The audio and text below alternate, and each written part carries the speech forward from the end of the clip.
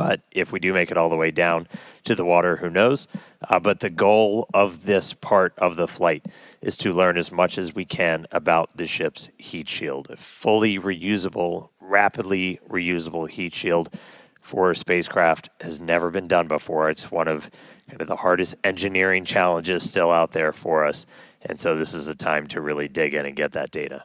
Yeah, absolutely. And re-entry is a critical phase of flight, so we'll need information on how the ship's system end up performing.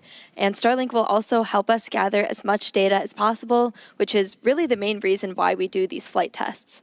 Starlink provides us with one more path to collect data to help us rapidly iterate on Starship's design. And if the ship manages to make it all the way to re-entry, we'll collect valuable data on the spacecraft flying through the Earth's atmosphere at hypersonic speeds, or more than 5 times the speed of sound.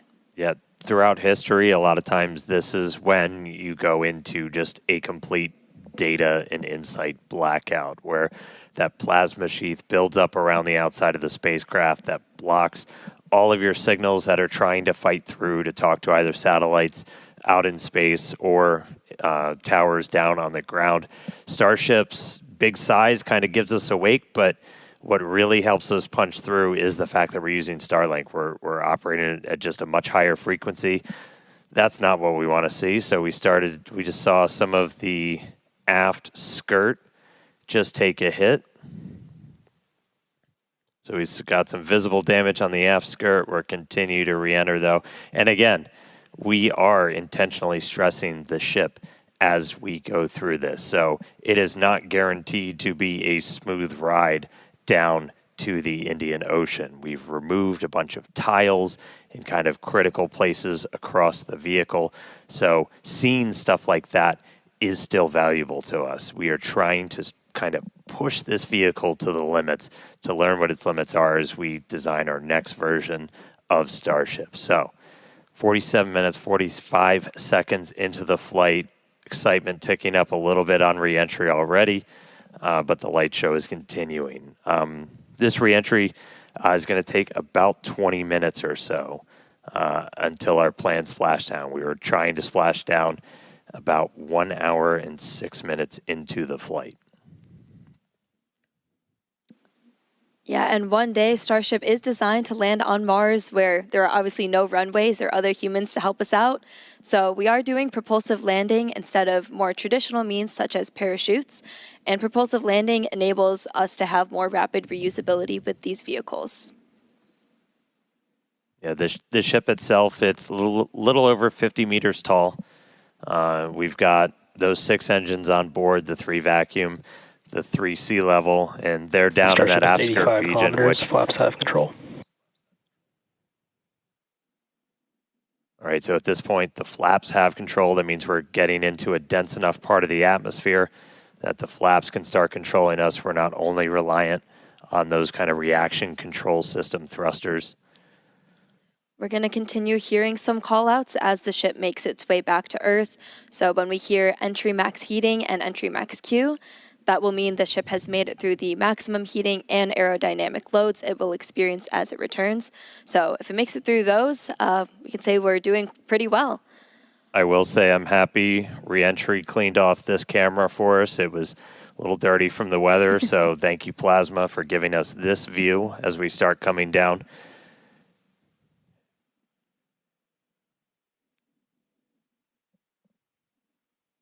The hit we saw to the skirt, definitely interesting. I will note, when we started doing these missing tile tests, we were intentionally removing them only in the skirt, as that's, you know, that's not over your fuel tanks or anything else that's kind of structurally critical for keeping the entire vehicle together. That obviously exposes your engines, so that could do some things for our landing burn, but for now, we are obviously continuing with this re-entry. We are committed. Indian Ocean, here we come.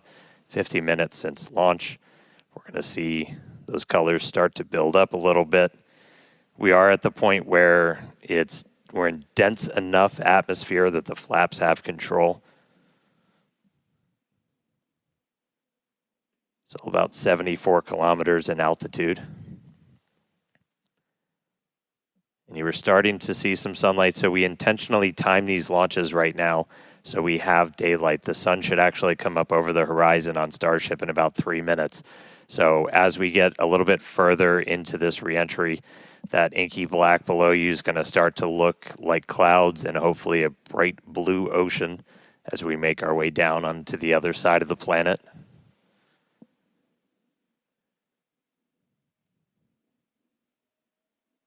We've got these cameras. These cameras are really cool. We added these several flights ago, looking directly at the flaps as not just the heat shield, but these flaps, how they're able to control the vehicle, withstand that reentry, the seal locations, so kind of where they connect to the ship itself are some of the most critical.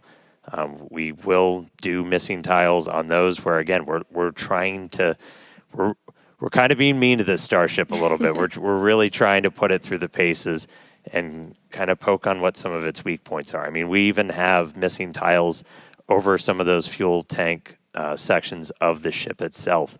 And so we're really trying to see what are our limits. We're doing this over a completely empty area over the Earth.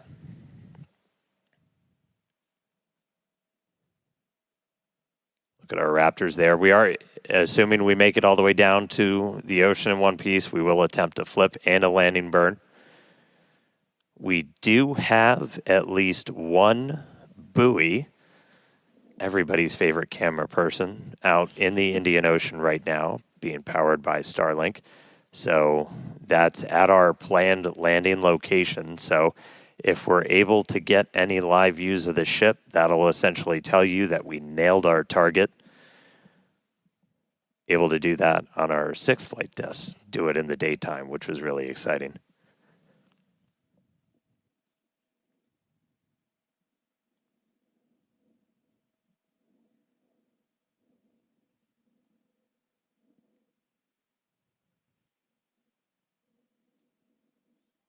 All right, so we're about 10 minutes until we're probably going to start hearing some of the other big milestones coming up. Yep, in about 10 minutes, like Dan said, Starship will be transonic. This is going to be the period of flight where the velocities of airflow surrounding and flowing past the vehicle are concurrently below, at, and above the speed of sound, so somewhere in the range of Mach 0.8 to 1.2. For reference, commercial jets have a range of cruising speeds, but most of them fly at speeds between Mach 0.74 and Mach 0.85, so that's 480 to 575 miles per hour or 770 to 930 kilometers per hour. Yeah, and after transonic comes subsonic. That just means you're slower than the speed of sound. We're still well in excess of that right now. But by the time we hit subsonic, we're essentially belly flopping down. There we go. There's that sunlight. So we're seeing the Earth now come back into view. One of the other things we're doing during this, and you're going to see Starship kind of pitch in some pretty, not extreme ways, but a little extreme, as we're trying to really stress the structure of the ship itself, specifically those aft flaps. So the ones in the very bottom of the vehicle. We're pushing not just how well does the heat shield hold up, but how well does the ship structure hold up. We are pushing it beyond essentially what we think we'll have to fly at to do something like a return to launch site. So again, may not be a very smooth ride downhill, but we're doing that by design. We're really trying to find what are the edges that we can operate at, build up a good data set. But sun is up, clouds and water down below us. We are just about 10 minutes away, a little less than 10 minutes now, until we start hitting transonic and then subsonic. Once we hit subsonic, we're basically just belly flopping.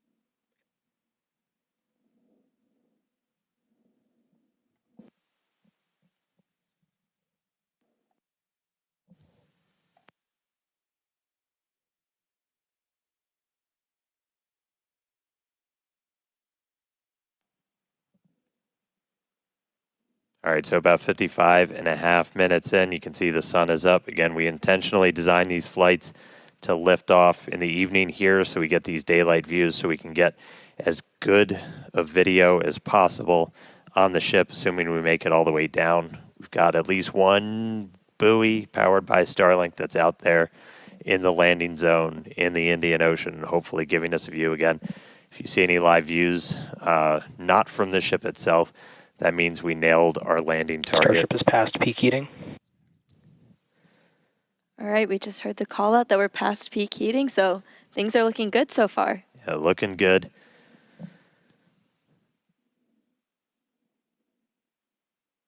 And at this point, again, the flaps are controlling. So this movement you're seeing is that forward flap moving to try and just maintain control, maintain attitude of the vehicle as we're coming down.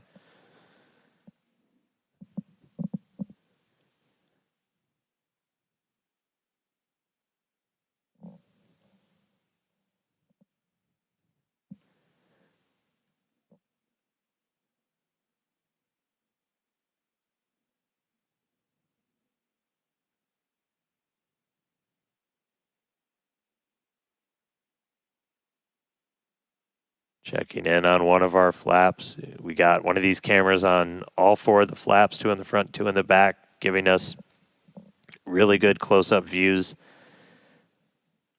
As we obviously don't have a camera that can see the entire heat shield. These give us kind of the best that we can do. But looking at those flaps is those are just, super critical for controlling the ship. You have some ability to maneuver kind of cross range. So as you're coming in, you can see in that indicator at the very bottom right that we've pitched up quite a bit. So again, we are maximally stressing those aft flaps right now. Looks like we got a little bit of burn through the very bottom part of it. Everything's still looking good. Ship maintaining control.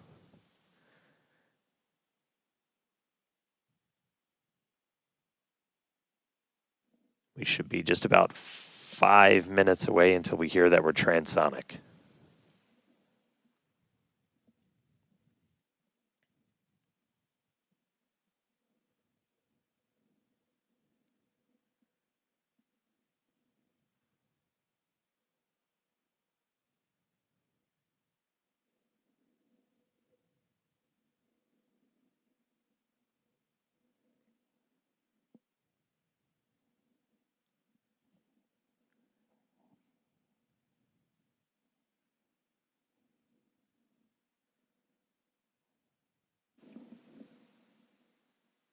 Still a little bit toasty on the aft skirt of the vehicle as we continue coming in.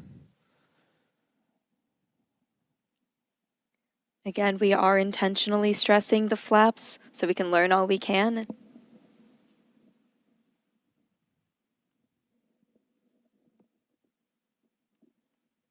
All right, so now we're already well past peak heating.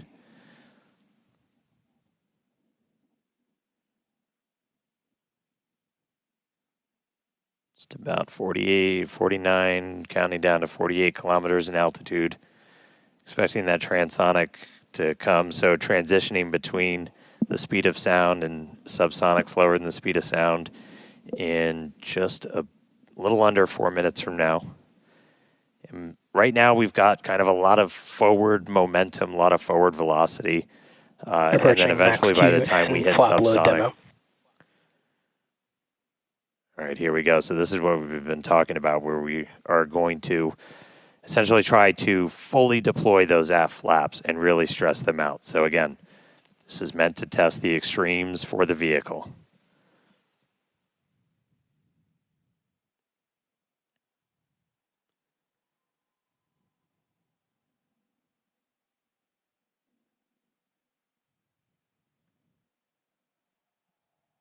All right. See those flaps swinging out? Again, we're putting ship through the ringer on this flight in.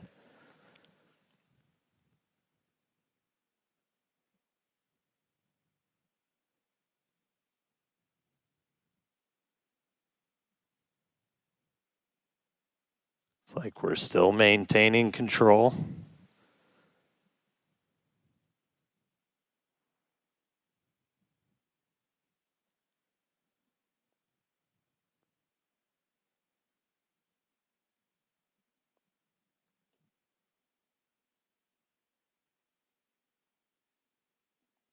All right, Flaps earning their paycheck today, getting through kind of that max stressing.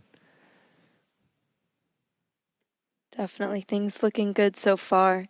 We're about 2 minutes out now from Starship becoming transonic. One cool thing to note as we get some of those views showing kind of the whole length of the ship, one of the changes we made after Flight 6 was to change the tile line a little bit. So we had kind of scaled back the number of tiles significantly, as when we go to catch these ships, you don't want to, I think as Elon said, you don't want to shuck the ship as you catch it and knock all those tiles off. So we knew we were going to have to kind of peel back that layer a little bit. And the first time we did it was on Flight 6, and we saw kind of wrinkling and dimples almost in the ship as we were creating these hot spots in the uneven parts of the heat shield. And so we, to kind of address that, we smoothed it out. That's why you've got kind of that nice smoothed out black line now on the ship. And just looking at it, we can see kind of a little bit of hot spot, a little bit of warping almost. Near the payload door, you can see a little bit of colored patina up above it, but we don't see those kind of deep, almost, they almost look like gouges on that. So it looks like that's been pretty successful. So, all right, we are less than a minute away from hitting transonic. Again, pretty soon our kind of our forward velocity is going to look like it's kind of falling off a cliff, and Starship will look like it's falling off a cliff as we essentially go into our belly flop. If you watched some of the high altitude tests or suborbital campaigns, we were able to test that. It was a pretty fundamental, like, can this thing actually fly? And we were able to prove that out with that suborbital campaign. And that's what we're about to see shortly here.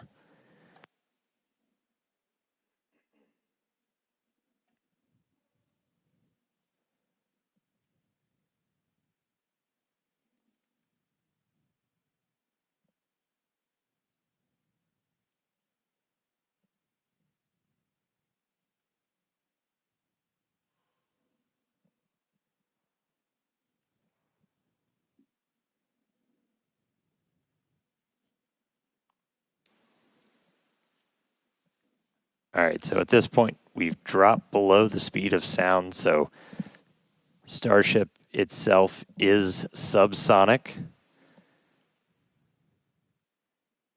We are starting to chill the engines for a landing burn attempt. Landing flip supposed to start in a little over 2 minutes. Subsonic Indian Ocean, we're on our way. Starship is subsonic. There we go.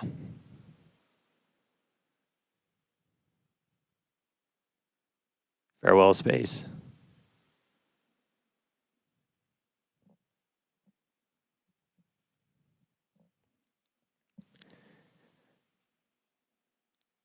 All right, so coming up in just a little under 2 minutes, so we're going to do the flip and the burn. So we're only using those 3 center Raptor engines, the sea levels, the ones that can kind of gimbal, that can move around and steer.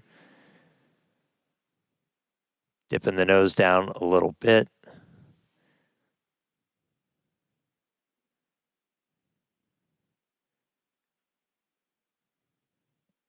Got 2 of our engines chilled in, waiting on 1 more. So again, we'll attempt to use 3 burns for that initial flip. We eventually go down to just 2 Raptors for the end of the landing burn.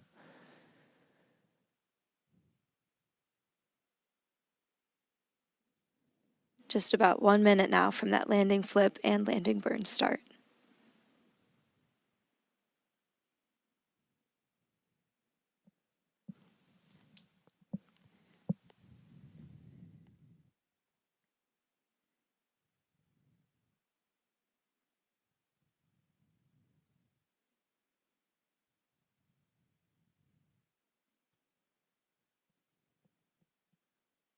Structurally, we're looking good. Got good pressures in our nose cone for everything. Just about 30 seconds. So again, we're going to look for the flip. So Starship's doing its belly flop right now. We're going to do the flip. Swing out. Let's punch through some clouds first.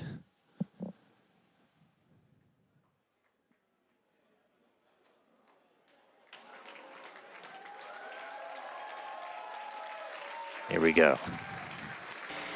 Starship, landing burn, start up.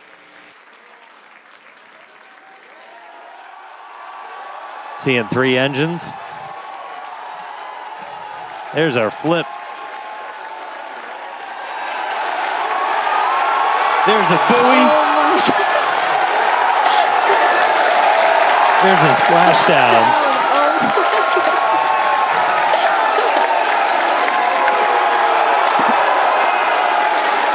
Hey.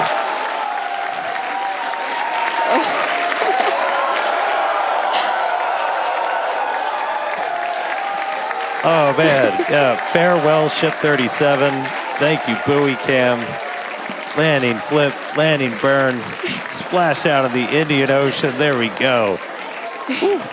All right. That was pretty awesome. Incredible flight cool, today right? for both ship and booster.